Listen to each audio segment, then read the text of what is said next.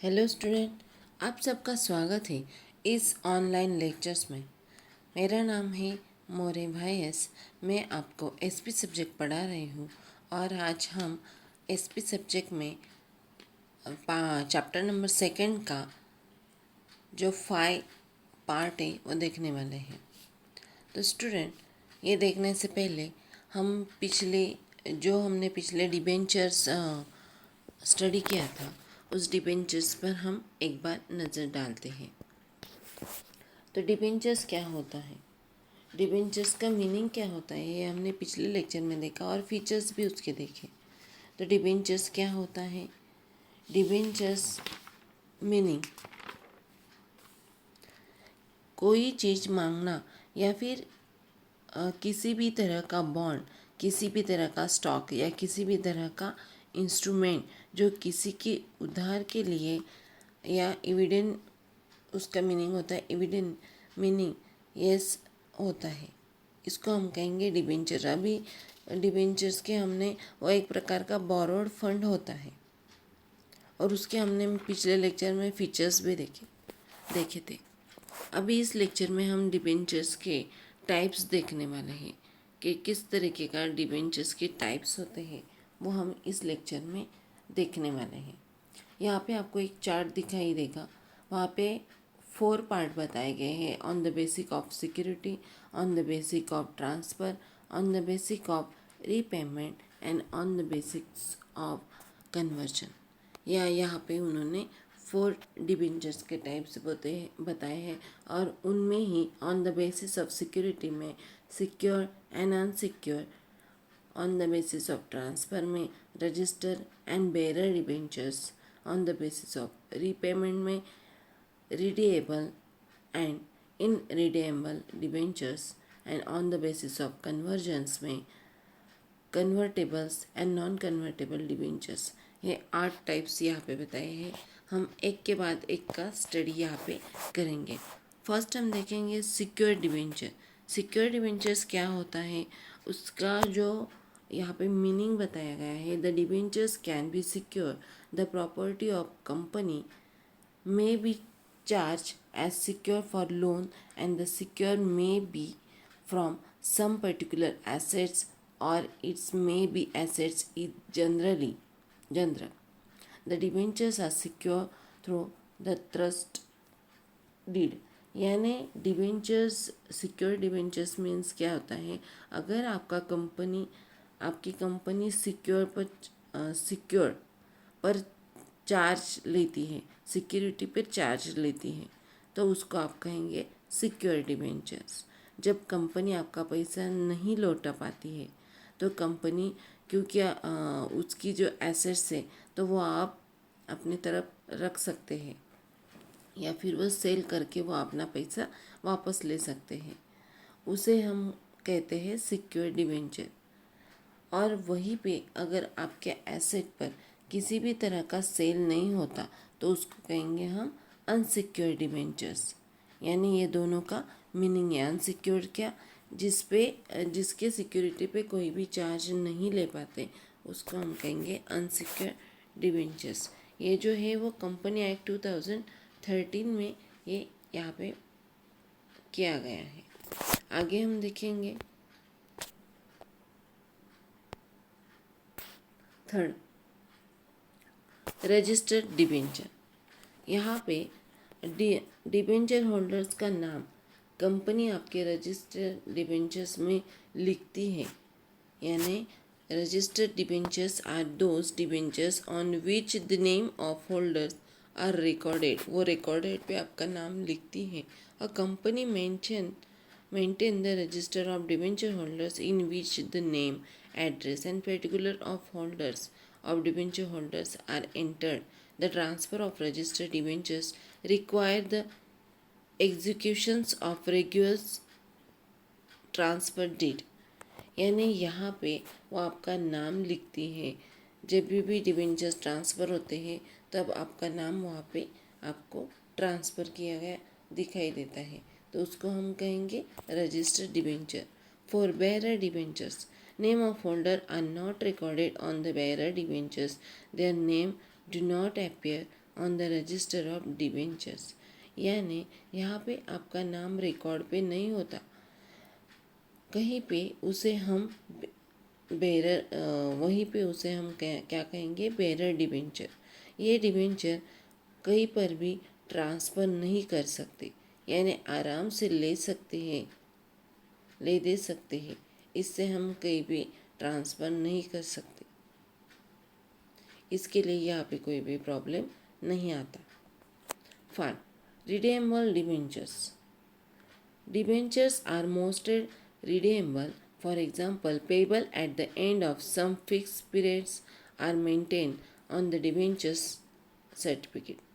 Repayments can be made at fixed date at the end of a specific period or by the installment during the lifetime of the company. The provision of repayment is normally made on the trust deed. यानी redeemable debentures क्या होता है, एक particular time के बाद company को पैसे वापस करने पड़ते हैं। ये सब डिबेंचर्स वहाँ पे डिबेंचर सर्टिफिकेट पे वो मेंशन किया होता है। या तो एक इंस्टॉलमेंट पे वो दे,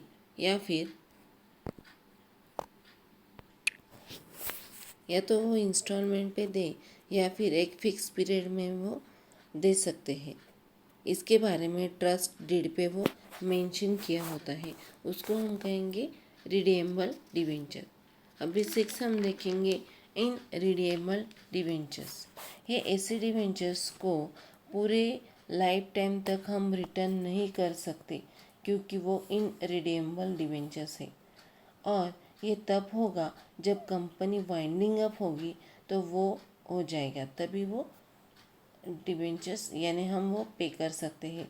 किसी भी तरह का कॉन्टिजेंसी एरर जो हम कहते हैं, वो कॉन्टिजेंसी एरर यहाँ पे किया नहीं जाता, यहाँ पे प्रॉब्लम आ सकता है इन रिडीमेबल डिबेंचर्स पे। 7 हम देखेंगे convertible debentures. Convertible debentures give right to holders to convert them into equity shares after a specific period of a time। यानी यहाँ पे डिबेंचर्स को कन्वर्ट किया जा सकता है। जब आप कोई भी डिबेंचर्स होल्डर्स रहते हैं तो वो डिबेंचर्स को इक्विटी शेयर्स होल्डर्स में कन्वर्ट कर सकते हैं। ये तो वो डिबेंचर्स आसानी से आप इक्विटी शेयर होल्डर्स में कन्वर्ट कर सकते हैं। ऐसे राइट्स के बारे में डिबेंचर्स के सर्टिफिकेट में मेंशन किया होना चाहिए। यहाँ पे एक रेगुलेशन पास किया होता है जो 75% लोगों ने वो पास किया होगा तो वो कन्वर्टेबल हो सकता है, उसको हम कहेंगे कन्वर्टेबल डिबेंचर्स। जब कंपनी की मीटिंग होती है, जनरल मीटिंग में ये रेगुलेशन पास किया हो 75% के अंडर्स, उस पे फिर ये डिबेंचर्स कन्वर्ट होते हैं। अभी 8 non convertible debentures.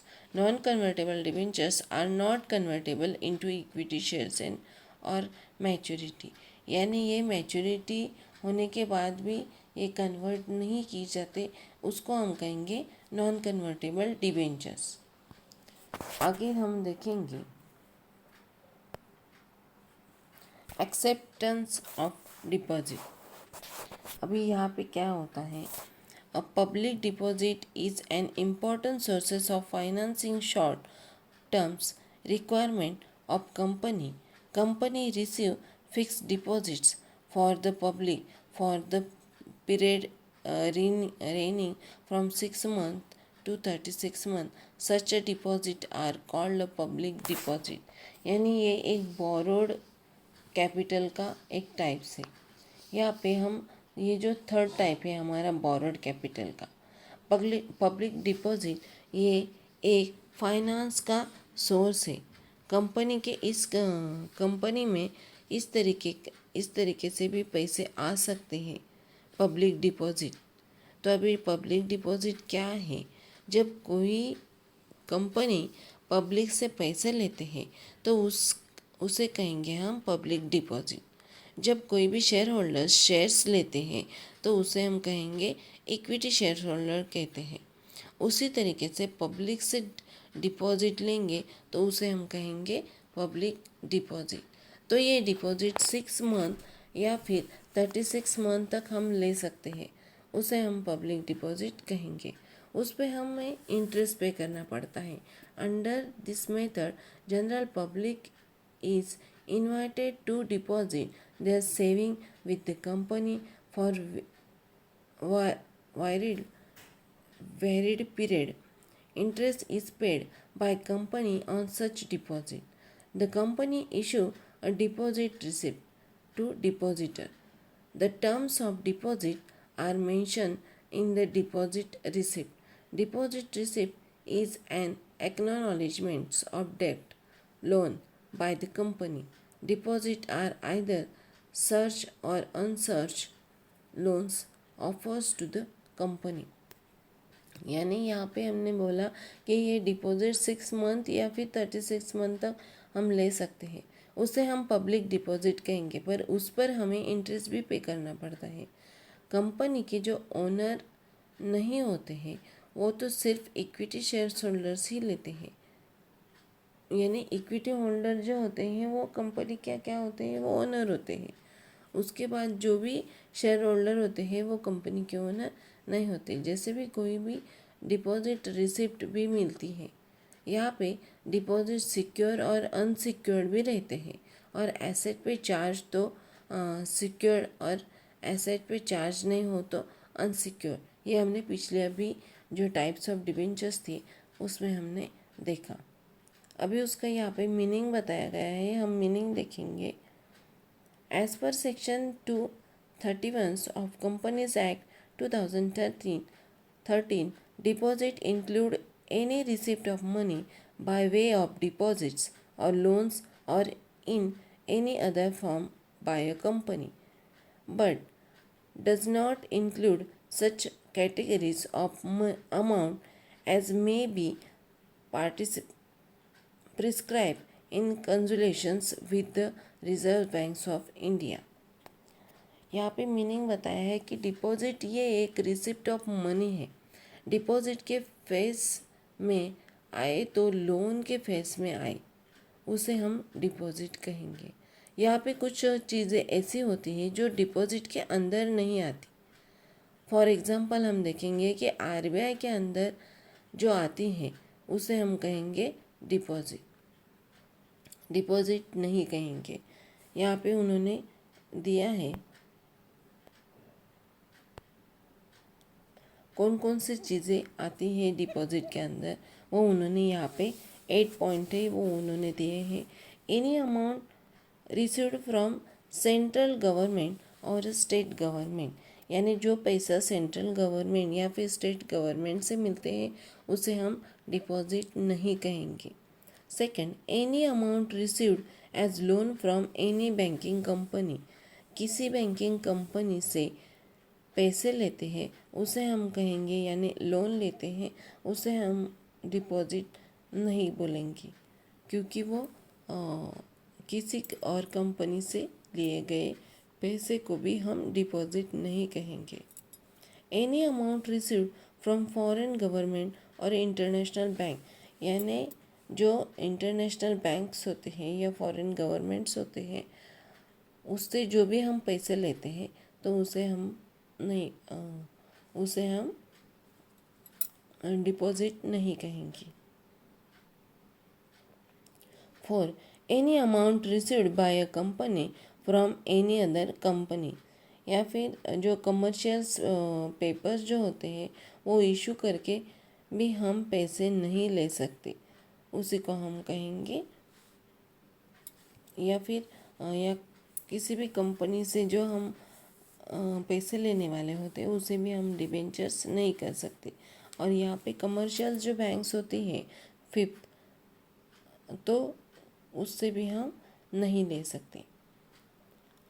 Any amount received by issue of bonds, जब बॉन्ड इशू करके भी हम वो पैसे नहीं लिख सकते, उसे भी हम डिपॉजिट नहीं कहेंगे। Any amount received in trust, trust से भी आया हुआ पैसा जो होता है उसे हम डिपॉजिट नहीं बोल सकते। 7, any amount received by way of subscription to any shares or debentures, हमारे कंपनी ने किसी और के कंपनी का डिबेंचर ले लिया हो तो उसे भी हम डिपॉजिट नहीं कह सकते। तो ये जो डिपॉजिट के यहाँ पे पॉइंट बताए थे कि हम उनको इंक्लूड नहीं कर सकते, वो उन्होंने बोला था। आगे हम देखेंगे बोरोड कैपिटल का ही एक दूसरा जो टाइप्स है बॉन्ड्स, वो देखेंगे। The bond is a debt security, it is a formal contract to repay borrow money with interest. Bond is a loan. The holder of bond is a lender to the institution. He is the creditors of the company. He get a fixed rate of interest. All bonds have a maturity dates and it pays in cash at certain due in futures.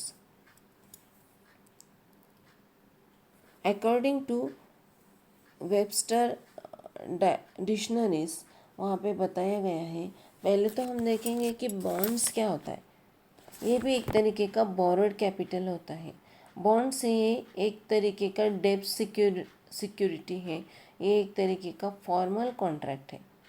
आप जो भी पैसे लेते हो यहाँ भी, तो आपको उस पर वो आपको पैसे सूद समेत आपको वो वापस करने पड़ते हैं। तो bond is a loan, bond का जो होल्डर होता है तो वो भी एक तरीके का बॉन्ड होल्डर। जब हम देखते हैं कि डिपॉजिट हम देते हैं तो उसको हम डिपॉजिट होल्डर बोलते हैं। यहाँ पे बॉन्ड के जो होते हैं तो बॉन्ड होल्डर हमको हम बोल सकते हैं। उसे भी हम लेंडर कह सकते हैं। कंपनी के एक तरीके का वो क्या होते हैं, क्रेडिटर्स होते हैं। हर तरीके के जो बॉन्ड होते हैं तो वो मैच्योरिटी डेट्स जो उनका होता है तो उस कंपनी का बॉन्ड मैच्योर हो जाता है तो उससे आपको क्या मिलते हैं, पैसे ले सकते हैं आप। मिलता नहीं, पैसे आप ले सकते हैं। बॉन्ड ये एक तरीके का इंटरेस्ट बेयरिंग सर्टिफिकेट है। गवर्नमेंट द्वारा या फिर किसी भी कंपनी द्वारा बॉन्ड इशू किए जाते हैं। ये एक प्रोमिशियस हम कह सकते हैं। और टू पे holders for a particular amount और पर्टिकुलर टाइम के अंदर ये बॉन्ड पे किए जाते हैं। एक पर्टिकुलर डेट हो या पर्टिकुलर रेट पे ये बॉन्ड पे किए जाते हैं। उस बॉन्ड के ये जो हम पर्टिकुलर डेट या पर्टिकुलर डे पे ये जो बॉन्ड हम पे करने वाले होते हैं तो उस पे ही वो बॉन्ड जब तय किया जाता है तभी उस पे वो लिखा रहता है। आपको बॉन्ड की अमाउंट कौन सी है, कौन से टाइम पे वो पे करना है, या ये सारी चीज़ें वहाँ पे मेंशन की जाती है। इसके लिए कंपनी में बोरो करती है और इशू के बॉन्ड भी हमें फेस मनी में किए जाते हैं। यहाँ पे भी बॉन्ड होल्डर्स को हमें इंटरेस्ट पे करना पड़ता है। बॉन्ड होल्डर हमेशा क्या होते हैं, वो भी क्रेडिटर्स होते हैं या फिर वो बोरोड कैपिटल के अंदर ही आते हैं। आगे उन्होंने उनके फीचर्स बताए हैं, वो हम देखेंगे। फर्स्ट फीचर है nature of finance. It is a debts finance. It provide long-term finance. The bond can be issued for longer period, 5 years, 10 years, at 25 years, या फिर 25 years, 15 years। ये जो डेब्स फाइनेंस होते हैं तो ये लॉन्ग टर्म के लिए हम यूज़ कर सकते हैं। ये फाइनेंस हम देखते हैं तो ये इशू होते हैं लॉन्ग टर्म के लिए। ये 10 इयर्स तक इशू किए जाते हैं या फिर 25 इयर्स तक या 15 इयर्स तक ये इशू किए जा सकते हैं। Second, status of bondholder. The bondholders are creditors since they are creditors and non-owners. They are not entitled to participate in a general meeting. यानी उनका स्टेटस क्या होता है, ये बॉन्ड होल्डर जो होते हैं वो क्रेडिटर्स होते हैं, तो उसी कारण उनको जनरल मीटिंग में पार्टिसिपेट नहीं किया जाता या फिर उनको कोई भी राइट्स नहीं होते हैं. वोटिंग करने के राइट्स भी उनको जनरल मीटिंग में नहीं होते हैं. Third, return on bonds. The bond holder get a fix rate of interest it payable at general inverter और on the maturity of bonds. यानी आपने बॉन्ड लिया है तो उनको इंटरेस्ट पे करना पे यानी इंटरेस्ट तो मिलता है, यानी फिक्स रेट में या पर्टिकुलर टाइम पे, या फिर इंटरेस्ट जो होता है ऑन द मैच्योरिटी के टाइम्स, मैच्योरिटी होने पर उनको वो इंटरेस्ट मिलता है. Repayment. Bond have a specific maturity date on when the principal amounts is repaid. यानी मैच्योरिटी डेट के बाद आपको रीपेमेंट मिल जाता है. ये तो हो गए अपने बॉन्ड. आगे हम देखेंगे, यहाँ पे उन्होंने बोला है कि American depository receipt and global depository receipt. American depository receipt यानी ADR and global depository receipt यानी GDR, ये उन्होंने बताया है. तो ये भारत के अंदर के शेयर के अंदर जो डील किए होते हैं तो उसे हम डील करते हैं, तो वो सिक्योरिटी के लिए कुछ भी, उसे सिक्योरिटी के लिए हमें कुछ ना कुछ तो चाहिए होता है. यानी जब हम भारत में डील करते हैं तो सिक्योरिटी के लिए हमें बॉम्बे स्टॉक एक्सचेंज के अंदर यहाँ पे एक तरीके का हमें वो सिक्योरिटी मिलता है, तो वो एक तरीके का ट्रेडिंग होता है. And India in shares of public company as listed and trade in a various stock exchange like Bombay stock exchange हो या नेशनल स्टॉक एक्सचेंज हो, NSE, ये जो होते हैं तो वो एक सिक्योरिटी के लिए हमें ट्रांसफ़र के लिए मनी जब हम ट्रांसफ़र करते हैं तो वो यहाँ पे बताया है. With the adoption of free economics policy and due to globalization, some of Indian company share are also listed and traded on foreign stock exchange like New York Stock Exchange or National Association of Security Dealers, automated and कोटिएशंस यानी NASDAQ, ये उन्होंने long term या long form यानी वहाँ पे बताया है. जब से हमने फ्री इकोनॉमिक्स एडॉप्ट किया है तो वहाँ पे हमें 1991 में ये फ्री इकोनॉमिक्स जो है वो हमने एडॉप्ट किया है. यानी वहाँ पे हमारी फ्री इकोनॉमिक्स हो चुकी है. जब से ये इकोनॉमिक्स फ्री हुई है तब से बहुत सारी भारतीय कंपनियां जो फॉरेन कंट्री में अपनी इन्वेस्टमेंट करती हैं तो वो फॉरेन एक्सचेंज भी हमारे शेयर्स में लिस्ट होती है. तो अभी यहाँ पे NYSE और NASDAQ ये दोनों जो है वो फॉरेन स्टॉक एक्सचेंज है. वहाँ पे लोग भी अपने शेयर्स लिस्ट कर सकते हैं. जो बाहर के स्टॉक एक्सचेंज को पॉलिसी होती है तो वो हमारे भारत की पॉलिसी में वो अलग अलग हम कर सकते हैं. यानी भारत की जब रुपीज़ होती है तो वो उधर जाके वो डॉलर में कन्वर्ट किया जाता है स्टॉक एक्सचेंज पे.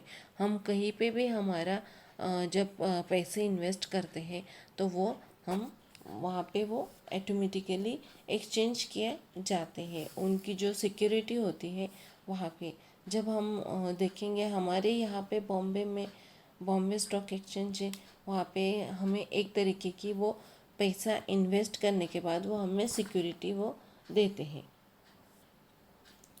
इसकी वजह से बहुत सी जो भारतीय स्टॉक एक्सचेंज जो है तो वो सेंट्रल सेंचुरी डायरेक्टली अपना शेयर लिस्ट कर पाती है, तो वो एडी और जीडीआर जो है वो लोगों के साथ लिस्ट करते हैं। अभी एडीआर और जीडीआर क्या होते हैं वो हम देखेंगे। ADR and GDR are dollar, euro और dominated instrument trade in USA और यूरो स्टॉक एक्सचेंज। यानी हम देख सकते हैं कि एडीआर और जीडीआर जो होते हैं वो डॉलर्स या यूरो में वो कन्वर्ट कर देते हैं, चलता है। वहाँ पे रुपीज़ नहीं चलता, एडी और जीडीआर में रुपीज़ नहीं चलता, वहाँ पे डॉलर या यूरो जो होते हैं तो वो वहाँ पे एक्सचेंज किए जाता है। वहाँ पे जो बाइंग और सेलिंग होती है तो वो वहाँ के करेंसी में चलती है। भारत की कंपनी का डिपॉजिटरी की इशू करेंगे या फिर न्यूयॉर्क का बैंक होगा तो वो सिटी ग्रुप एक्सेट्रा जो होते हैं वो यानी Indian company issue share to an intermediary called a depository और बैंक ऑफ न्यूयॉर्क और Citigroup etcetera act as a foreign depository bank, and this the depository bank issue ADR and GDR to inventory agent these shares. The ADR and GDR represent a fixed numbers of shares. These ADR and GDRs are then sold to peoples in foreign country. The ADR and GDRs are traded the regular shares. They are listed on stock exchange. The prices fluctuate the depositing depending on demands and supply. Both ADR and GDRs are depository receipt, but only a difference in the location where they are traded. If the depository receipt is traded in USA, it's called American depository receipt, and if it is traded in countries other than USA, it's called a global depository receipt. यानी यहाँ पे हमने बोला कि ADR में ज़्यादा तक dollar या फिर यूरो चलता है, वहाँ पे रुपीज़ नहीं चलती। वहाँ पे बाइंग और सेलिंग होती है तो वो वहाँ पे करेंसी में कन्वर्ट की जाती है। भारत की कंपनी जो होती है वो डिपॉजिटरी की इशू करेंगे, न्यूयॉर्क का जो होता है वो बैंक के सिटी ग्रुप में इशू करेंगे। फॉरेन डिपॉजिटरी की तरह से वो काम करते हैं।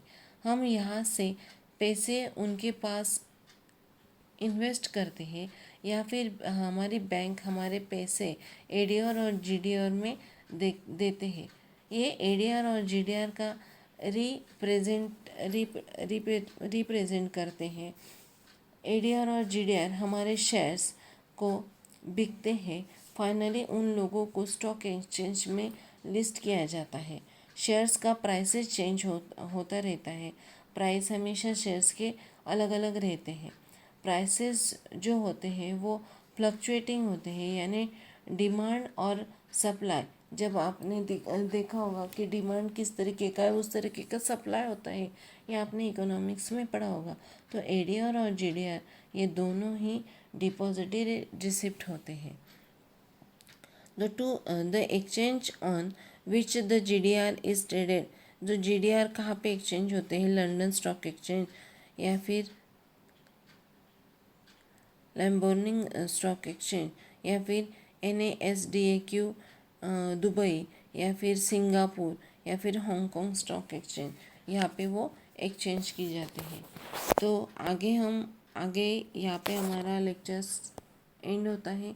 आगे के लेक्चर में हम आगे का पार्ट देखेंगे। Okay, thank you.